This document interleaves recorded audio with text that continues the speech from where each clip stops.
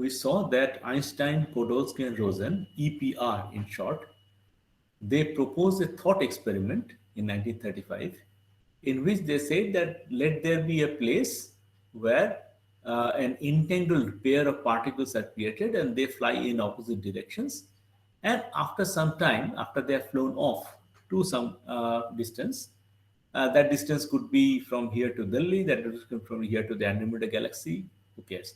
But after some time, you make a measurement in the z direction. That means you have a Stern-Gerlach apparatus situated here, uh, magnetic field oriented in the z direction, and you measure whether you get plus h cross by 2 or minus h cross by 2. If it is plus, then this would be minus. So there would be two different types of interpretations of that. Quantum mechanics would say that the moment you have observed it, at that moment it was in a linear superposition of both being plus or minus, up or down. But the moment you observe it, it collapsed into a plus state. And when that happens, the other one immediately collapsed into the down state. And Einstein, Podolsky, and Rosen, their interpretation was right when it was separated, they had well-defined spin directions, and therefore it was already in plus up. And naturally, this one was in spin down because when they separated, it was in a spin zero state. So the total spin has to be zero. So all you did was something that was already there, you measured it. That was their point of view. And the quantum mechanics view would be that no, it was this collapse led to this collapse, and they collapsed instantaneously. And Einstein's objection to that was that something that the information has to flow from this point to this point instantaneously, which is not possible in view of this, the theory of relativity, the special relativity. So they proposed a kind of viewpoint which is known as local realism, which said, we introduced that in the last class, which said that measurements correspond to some aspect of reality. That means the reality exists independent of the measurement. And that means the state exists independent of the measurement. And all you do in a measurement is to find it. And the measurement is independent of actions performed at a distant location at the same time. These two assertions are called together local realism. Local is for this one, and realism is for this one. Since they talked about a entangled pair, we know that singlet state is an entangled pair. So let us proceed with the assumption that we are working with a singlet pair, which is like this. We have already learned that. And we have also learned that the singlet pair actually looks the same from any angle. And so it is also equal to any particular direction n. And I just wrote in the last class recapitulation of what the vector form of up z was 1, 0, down z was 0, 1, and any particular direction it was this. And then we saw that if a particle is in upward direction, then if we are trying to find out the probability of observing that in the n direction as up, is that the state is this, and you are trying to up without a z means, if you only write up, you assume that it is in the z direction, and its projection onto the n direction, which we calculated to be cos square theta by 2. Okay, so it was calculated to be cos theta by 2. So the probability of observing in the up n is cos square theta by 2, and similarly, the probability of observing down was sin square theta by 2. Now, the situation remained in that status for about 20 years. People thought that this is a good thought experiment, but this cannot be actually experimentally verified, and therefore people simply forgot about it and went about their own business. In around 1950s, early 1950s, 53 I suppose, David Bohm said that why not, instead of observing both in the z direction, why not observe in two different directions? So if this is z direction, you observe this one in the another direction at some angle theta. Uh, so in that case, what will happen? So the state was a singlet state, and we are trying to find out. Uh, okay, what is the? We are trying to find out what is the probability of finding both of these. One is in the z direction and then another direction, which is different from the z direction. Uh, both to be in spin up direction. So what we actually need to calculate is the bracket of the singlet state with up n. So up is up in the z direction, up n is the up in the n direction. So this, obtaining the probability of this, if the state is in the singlet state, this is what we need to calculate. Okay. So what we actually need to do, the probability amplitude, I just retained whatever I wrote in the last class, so we can start from there. The probability amplitude will be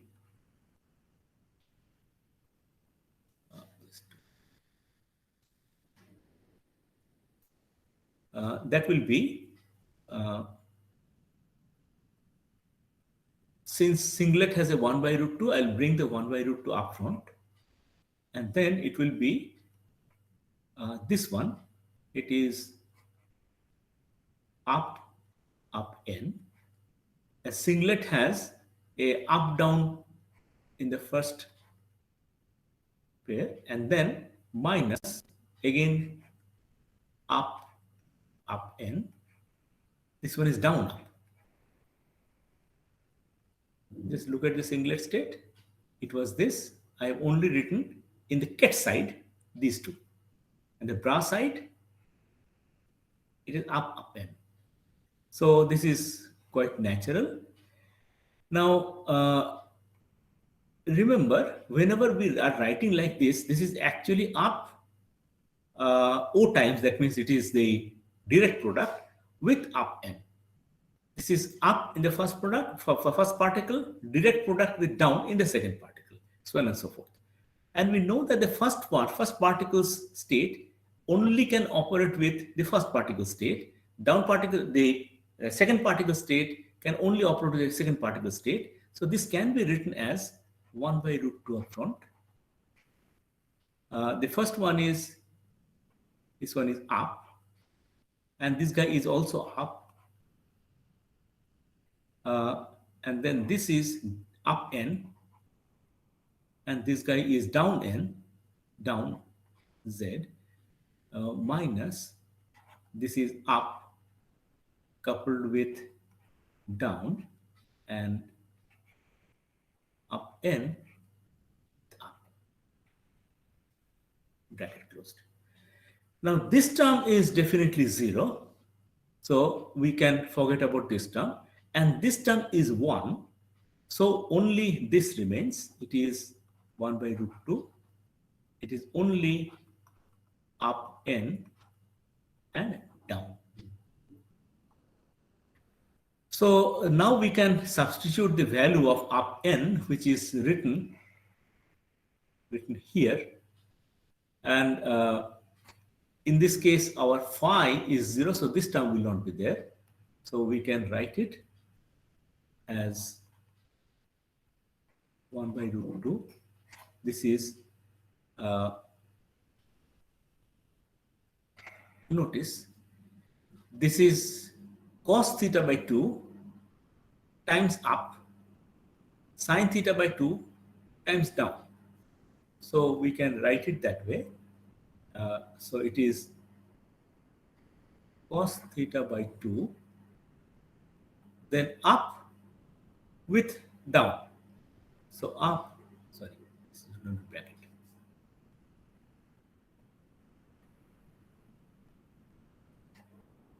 Up with down, and plus there was a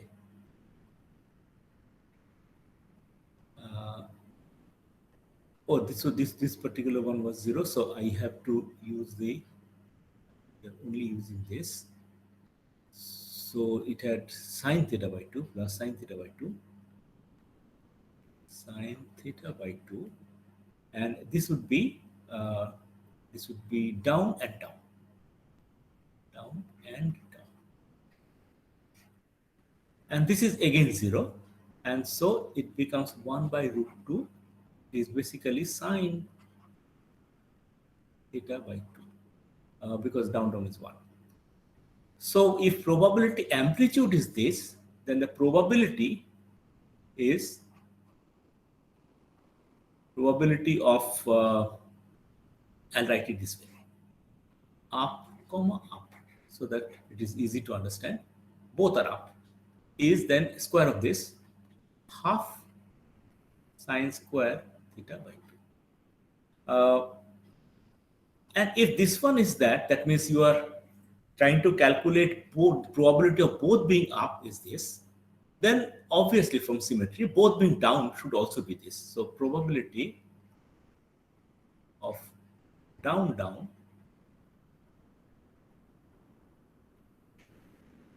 is also half sine square theta by 2. And it is not difficult to see that if you consider up down, then the other term will survive, and which will lead to a cosine term. So the probability of up for up down will be half cos square theta by 2, and the probability of down up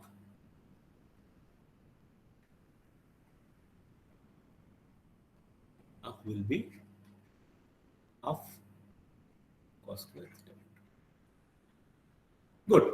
So this sort of lays the ground for what I am going to tell now. This is from quantum mechanics. But we need to get back to what a local realist point of view would say. So this is these are the results coming from quantum mechanics. I need to get some space up there. So let me delete something there.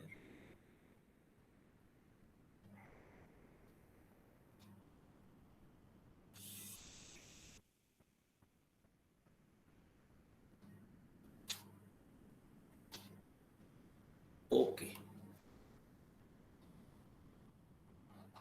Now, supposing the experiment is being performed in the Bohm way, David Bohm said that you take one in the z direction and another direction at an angle theta.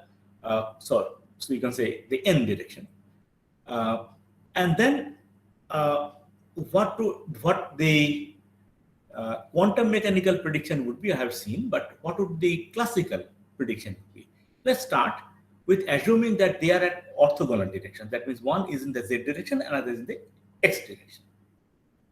Then the EPR would say, EPR means Einstein, Podolsky, and Rosen. EPR argument would be that their positions or their state was exactly the same, you only measured it. So the probability of it being up or down in the z direction would be 50-50. And if it is up, then here it will be down. And if it is down, then observing up in the x direction would be 50-50. And therefore, it is basically, if I just make a table, particle 1, and here is particle 2. Then if this one is in the up z direction, this one will be in the down z direction, and the probability of that is 50%. And if it is in the down z direction, this will be in the up z direction, the probability is 50%. Okay. So if it is a typical Einstein-Podolsky-Rosen experiment, then you are expected to see 50% of the time up, 50% of the time down, and that's exactly what even quantum mechanics predicts. If they're in two different directions, so measurement in in X and Z direction. So the way the books will now explain this, normally this is explained in terms of two guys, Alice and Bob.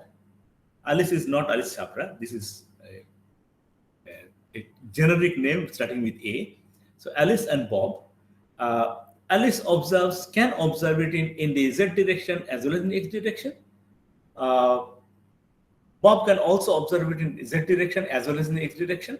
And then what? I mean, at a time, they just make a measurement, either in the Z direction or in the X direction. And Bob also makes measurement in the Z direction or in the X direction. And after some time, they tally and find out. So ultimately, what will be in their hands are the times or the fraction of times they saw it Z in the Z direction positive or Z direction negative, X direction positive, X direction negative. So if I sort of label it, so this is the Bohm experiment.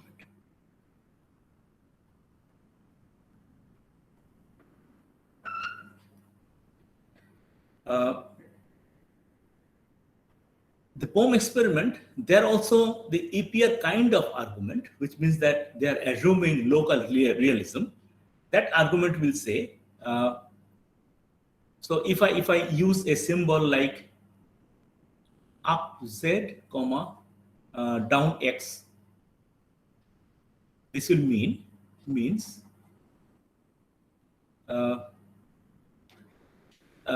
observed in the Z direction, means observed in the Z direction.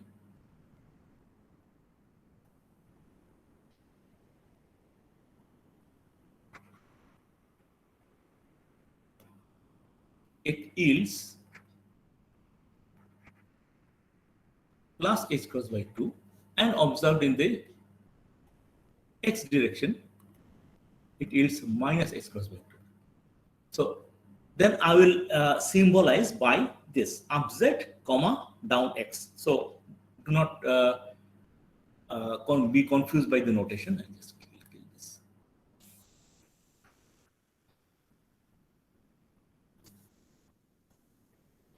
Do not be confused by the notation. This is the notation. And in this case, we have, again, I'll write particle 1 and particle 2. Particle 1 and particle 2. So what can be the position of particle 1? It is possible that if observed in the Z direction, it will be up, and if observed in the X direction, it will be up. Okay. If the particle is in this state, then EPR would say that they were originally in this state, and therefore it is obvious that the particle 2 will be down in the Z direction and down in the X direction.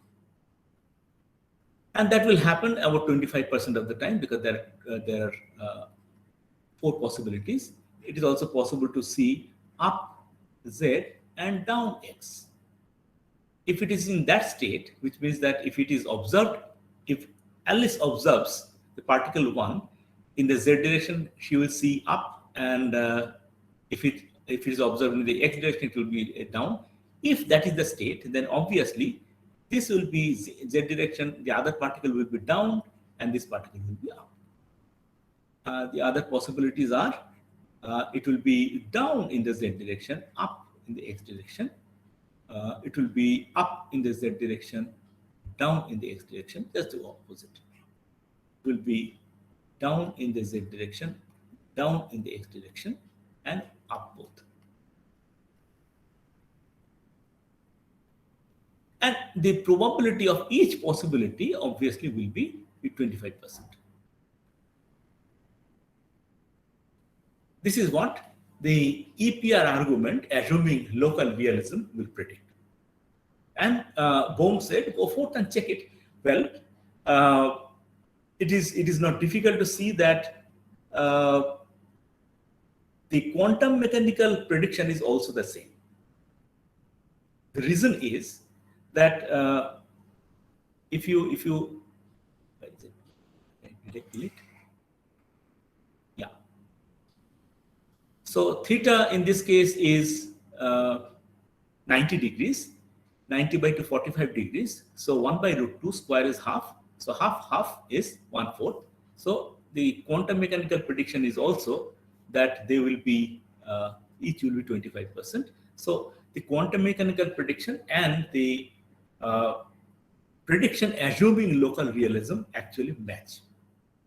So uh, prediction by QM is the same as prediction by local realism. So even after Bohm suggested that we take it in two different angles, uh, people realize that that really doesn't make a distinction between the two points of view. So it stayed there. Now notice, uh, in narrating the way things developed, I'm also trying to tell you how scientists think. Try to understand this. There was a structure of quantum mechanics that had been developed. Einstein, Schrödinger, Planck, de Broglie, they did not agree with that particular position. So they came up with a thought experiment that would show that there's some problem with that position. David Bohm, that particular experiment could not be done, and so therefore it could not really be tested. David Bohm sort of suggested another possibility, which might open up a way of distinguishing, but it was realized that that does not really distinguish. It again stayed there in that state for 10 years. And then in the early 1960s, probably it was 1963, John Bell realized that instead of observing in two possible directions, if I observe in three possible directions, then it makes a difference. So imagine that you are observing better way. Sorry.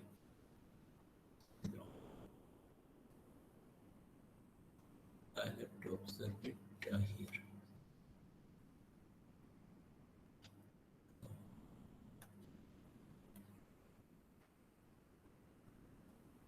No.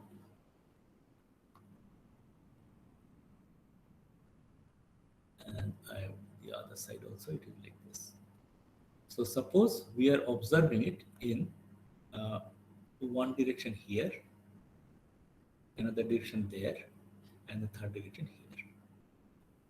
Here also we are observing in one direction here, another direction there, and third direction here. So the particle was here, it got separated and it flew in two different directions. So it was like this, flew in two different directions like this. And Alice is sitting here and Bob is sitting here. And Alice has three Stern-Gerlach apparatus, one oriented in magnetic field in the A direction, and a second one in the B direction, and third one in the C direction. At one time, she can make measurement in any of these directions. Bob is also sitting with three Stern-Gerlach experiments, A, B, and C directions. Bob can also make measurements in any of these directions, but obviously at one point of time, he will be able to make measurement in one of these. And they randomly choose. They randomly choose these three directions, any of these three directions, and ultimately they collect a large number of measurements. So what can be the possible measurements? Let us tabulate in the same way. Yes. Let us tabulate in the same way and let's see what we get. What are the possibilities? Possibility one is, say, I'll write again particle 1, particle 2.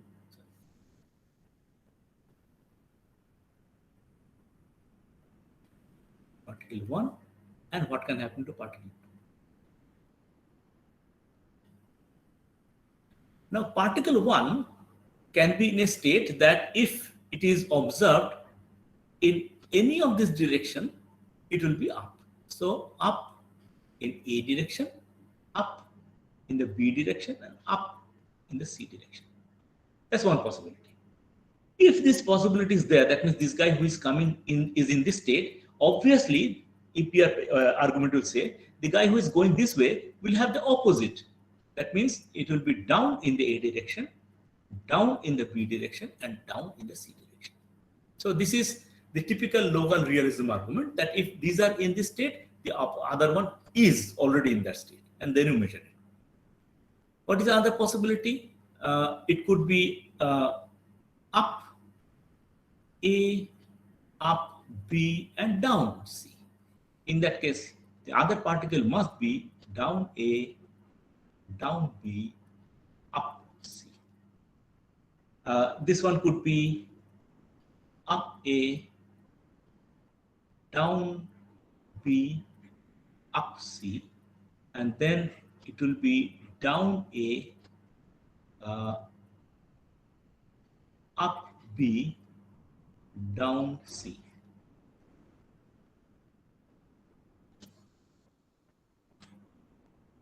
Up A, up B, no.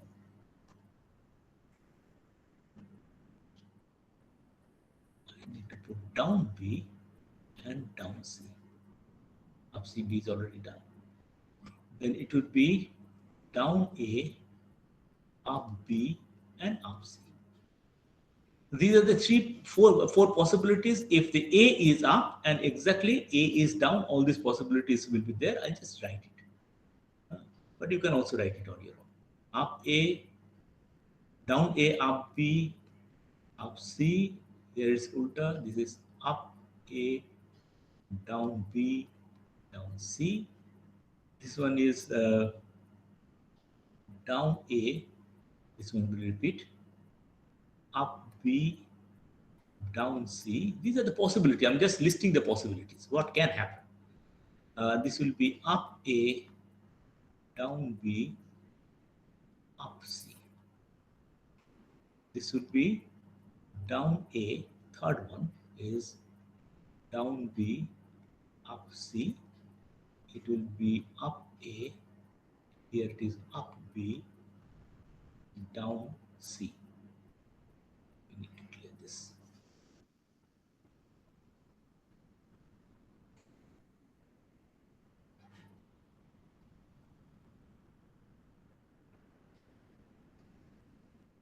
कितना हो गया? 3 हो गया. One more left. Sorry.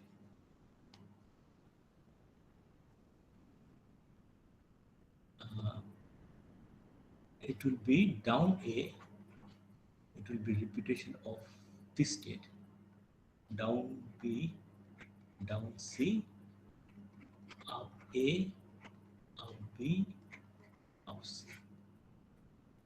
Now, in place of the way we were assigning possible probabilities, I'll even not do that. I'll simply say that the number of particles, total number of particles is n, and the number of particles that came in this state is n1, this state n2, this state n3, this state n4, this state n5, n6, n7, and n8. This number. So the probability of having this particular state is n1 by capital N. This state is n2 by capital N, and so on and so forth. So John Bell realized that this will lead to a contradiction between quantum mechanics and the local realist point of view. So first let us work out what local realism will predict.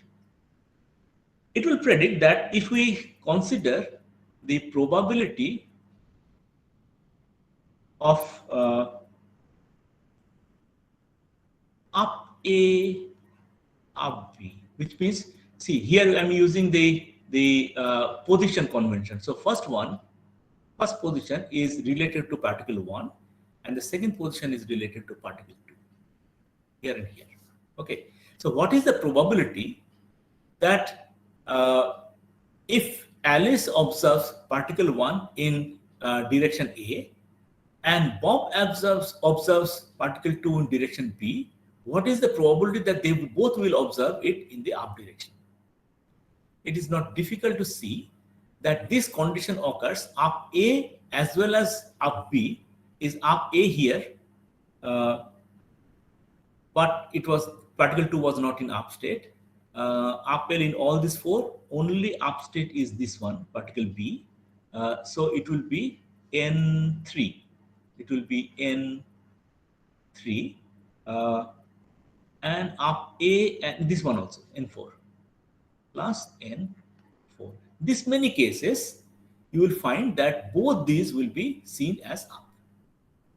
In a similar way, if I have the probability of uh, up A as well as up C. Again, it's a position convention. The first particle is in A, in up state if observed in the A direction. Second particle is in the up state if observed in the C direction. In how many possible cases that will happen? A will happen up in these four cases, and up C will happen only in this case and in this case. So it is N2 plus N4. Okay. What is the probability of C and B up in the C direction, up in the B direction? Alice observed in C direction, Bob observes in the B direction, and they both see up. Up C happens in here, here, here, here. Sorry, first particle. First particle would be here, here, here, here. And up B happens here, here, and here. So out of that, the common ones are N3 is where up C is here, up B is here. So N3 plus N7 has up C and up B. So it is N7.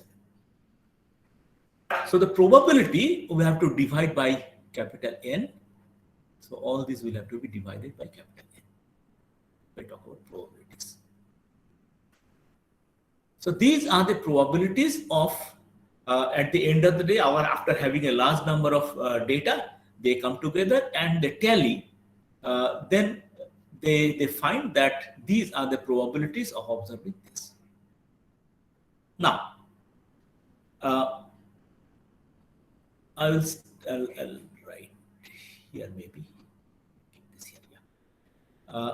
I'll start by writing the first one, N3 plus N4. This I'll start by writing N3 plus N4. Obviously, I'm writing the same thing in two sides. Now, if I add something in the right hand side, obviously the sign has to be less than equal to. So this will be definitely less than equal to N3 plus, I will add N7 and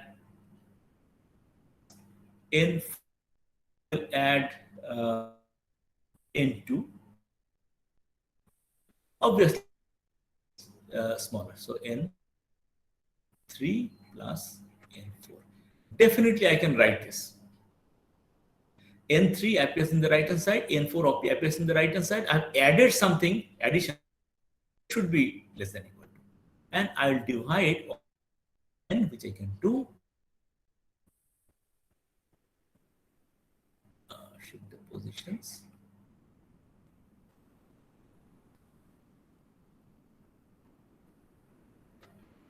And it is clear that this number is, I can write it. The result is the probability of up A and up B is definitely less than equal to the probability of up A, up C plus the probability of up C and up B. This inequality is the Bell's inequality.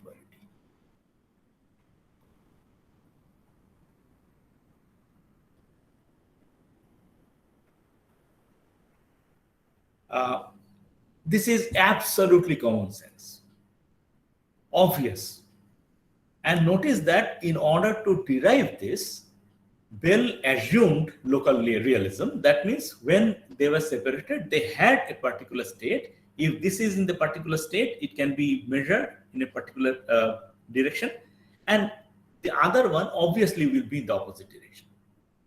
So with that, this was predicted. And Bell realized that quantum mechanics does not predict the same thing. So that is where the fun was. The quantum mechanics did not present the same thing. It is not difficult to see that there is an angle between A and B. Suppose the angle is theta.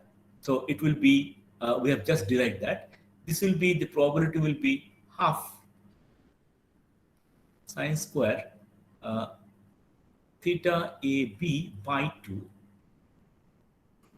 less than, so this is by Q1. Qm says this value will be this value will be half sine square theta AC by 2 plus half sine square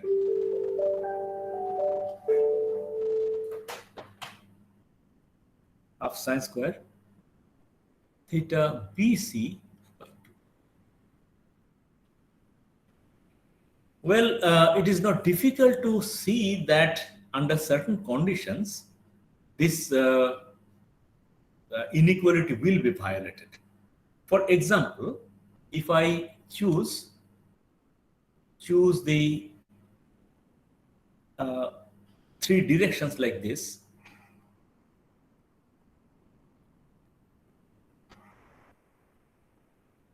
I can choose any direction. So I just chose these directions.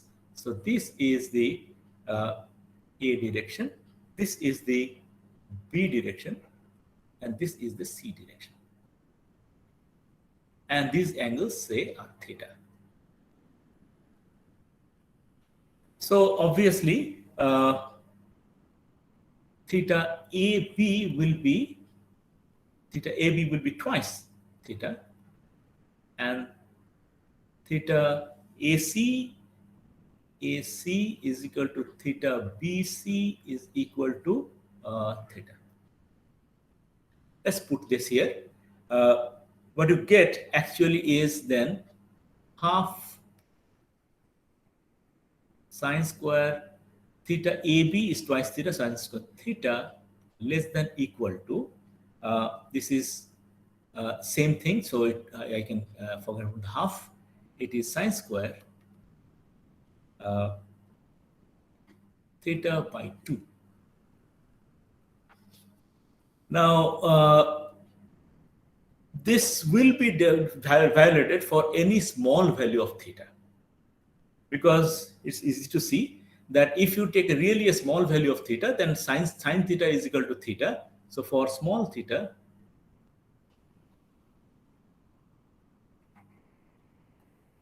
it will be half sine square theta will be theta square. I'll claim it to be less than equal to. This one will be theta by 2 whole square is equal to theta square by 4. Oh, sorry, what is happening? Theta square by 4. So you see, theta square by 2 is less than theta square by 4. Obviously, that's not possible. So you can easily see that this is violated. The Bell's inequality will be violated under certain conditions of the directions of this magnetic field A, B, and C. But other conditions it will be satisfied. And you can easily see that if theta is equal to 90 degrees, then it will be just equal Otherwise, it will be violated. So there are conditions then that quantum mechanics will be predicting that the Bell's inequality will be violated, while Einstein-Podolsky-Rosen's claim will claim that it is not violated. It will always be true. So we have then a way of testing which one is correct. Well, it has been found that, well, in different books, if you go to the Bell's inequality, you will find different expressions of the Bell's inequality. I have used one of them, which I found easier for you to understand or easier for me to explain. But there are other expressions which you'll find in different books. Don't be confused, they're all equivalent. And it is somewhat common to use something called a correlation function. Correlation function, which you'll find in many books, which is basically it is called C of theta is a probability of observing up plus the probability of observing down minus the probability of observing up down minus the probability of observing down up, which is basically the probability of observing them in the same state minus the probability of observing them in the opposite state. Now, if you do that from the QM calculation, quantum mechanical calculation, then this will be 2 of the half sine square theta by 2. So it will be sine square theta by 2, sine square theta by 2. And this one will be minus cos square theta by 2, which is, you know that it is minus cos theta. So it is a very simple expression. The correlation function, quantum mechanics says, should be this. But actually, this theta is the angle from the z direction, but in a space you never know which is the z direction. So z direction could be any possible direction. So effectively, it has to be written as the difference between the two angles. It is between theta 1 minus theta 2. So if one is oriented at an angle theta 1, the other is oriented at theta 2, the difference should be equal to minus cos theta 1 minus. So this is another way of expressing the what we actually try to observe. We are actually try to observe the correlation function. Now, more common or more amenable to testing is something that came about another 10 years after Bell proposed this inequality. When 4 people, I'll just write it somewhere else.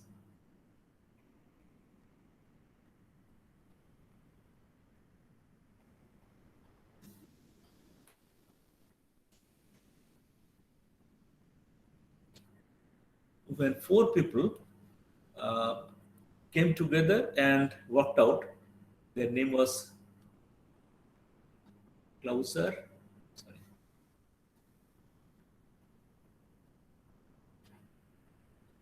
Horn, Shimoni, and Holt. They did this work in 1969, where they said that let the Stern-Gerlach apparatus held by Alice have 2 possible orientations, theta 1 and theta 1 plus. So Alice has theta 1 and theta 1 dashed, and Bob as SG apparatus aligned at theta 2 and theta 2 dashed. So there are then four possible numbers we can get. We can get theta 1 minus theta 2, theta 1 minus theta 2 prime, and all that. So in that terms, they derived an inequality. They said that let a sum be the correlation function theta c of uh, theta 1 minus theta 2 plus the correlation function of theta 1 minus theta 2 prime plus the correlation function of theta 1 prime minus theta 2. Now here's a minus correlation function of theta 1 prime and theta 2 prime.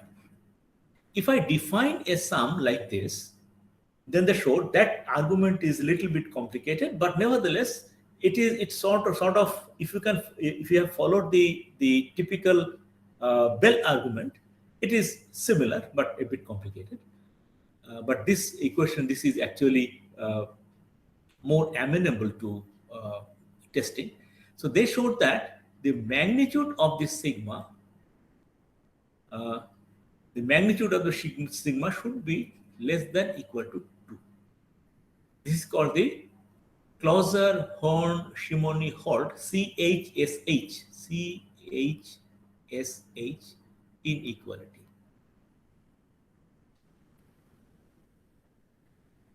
I'll not bother to prove this because that will be a very long set of argument. Uh,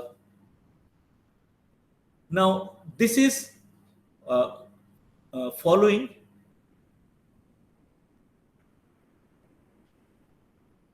local realism.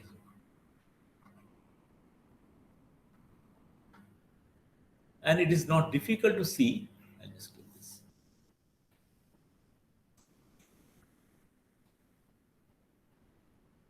It is not difficult to see that this is violated in quantum mechanics because suppose, sorry,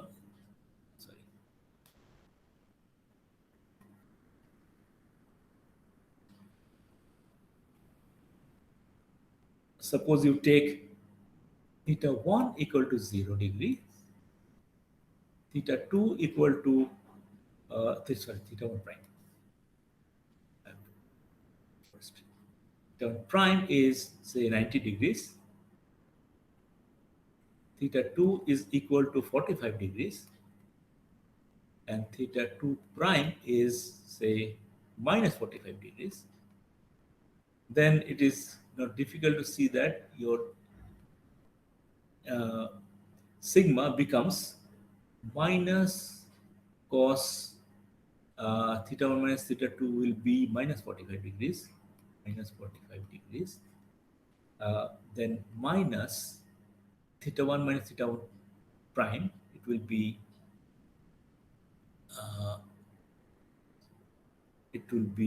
cos 45 degrees. This minus comes from the c is actually minus cos. So plus it will be minus.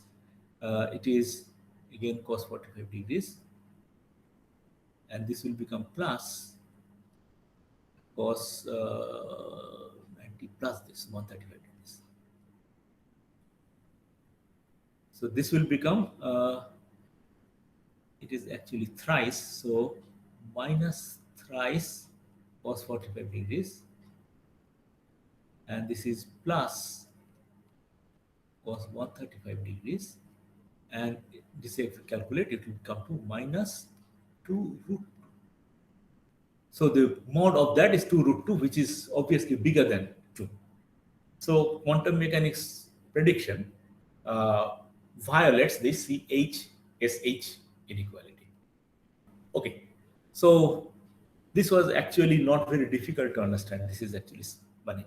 As far as the mathematics is concerned, rather simple. The arguments are also simple, but these are actually deep. What I wanted to show you is that deep physics can be done using very simple argument, using very simple mathematics. It only takes a genius to see the simplicity in the argument. and to be able to distinguish between two competing theories by arriving at something that is experimentally testable. Okay, let's stop here.